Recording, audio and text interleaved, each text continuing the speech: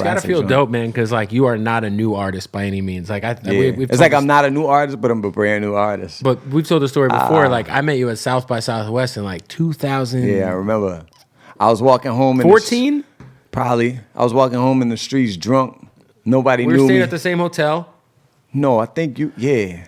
Yeah, you were standing in line for something. We were at like a hotel bar or something. Or it was like by the valet or the bar at the that hotel that's like. I remember, but I can remember walking down 6th Street, right?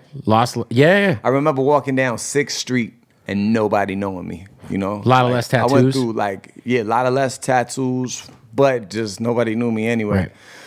Now they recognize me through the mask. I be having a shiesty mask like this on the airport, hands in my pockets, shit like this, and they be like, Millyz. I'd be like, how, bro?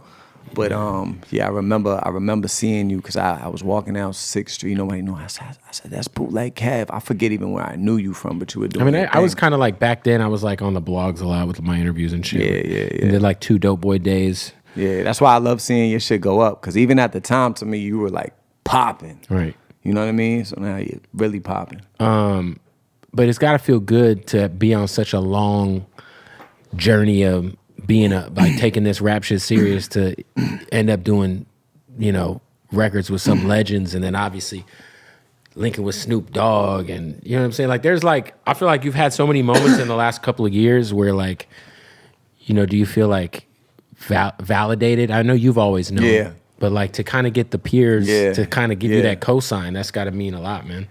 Yeah, I picked up a lot of cosigns. Like I picked up a lot of cosigns in rap, but then like I got cosigned by the money.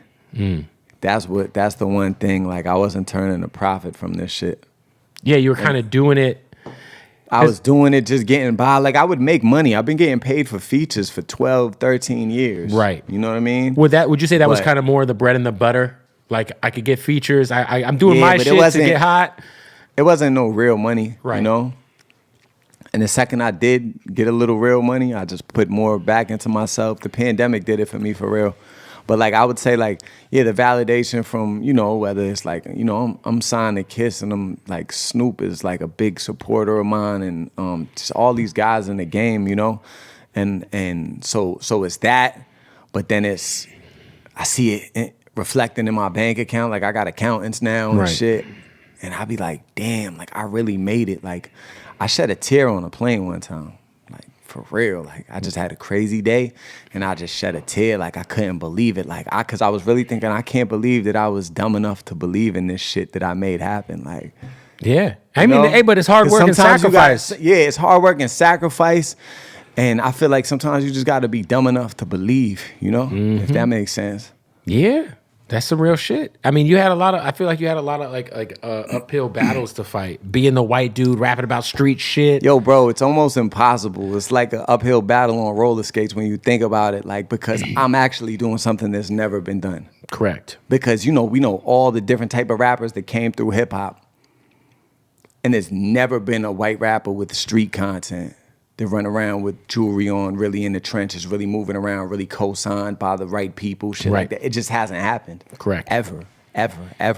There's nothing close to it except if you're looking at like my guy like Paul Wall in Houston. Right. But his content was more that Houston content. It was more like braggadocious H-Town shit. It wasn't like my shit. I'm telling intricate street stories to the point where I'm talking about nationwide, whether we in Chicago, Minnesota, Cypress Projects in East New York, wherever the fuck we at. I got real street people, Miami.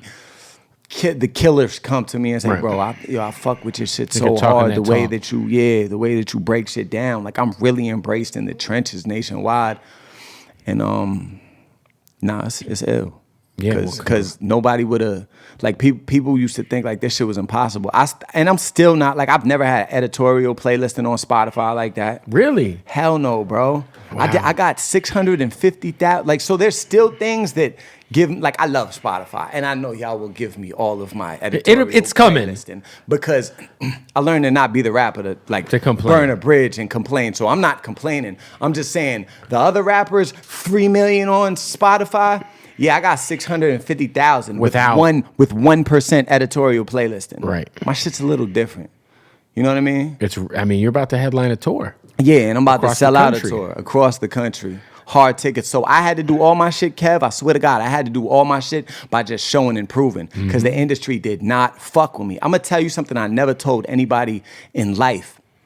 No major label ever reached out or showed interest in me. Never. Never.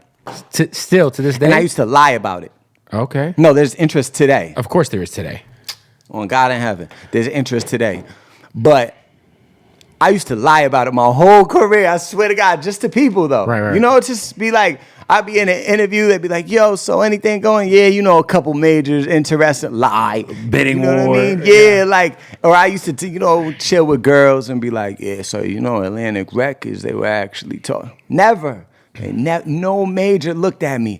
And I've been grinding for 13 years and I watched all their artists come and go. Like I watched all these people who were right here with me get signed. They're gone. And go I away. don't know where they are. Yeah. I'm here. You feel me? So would you even consider the major route now? Never. I'd have to have the most unique deal ever because once you start feeling the feeling of your catalog, really the residual income hitting every bro, month. I don't gotta I'm waking up on a certain dollar amount regardless. Right.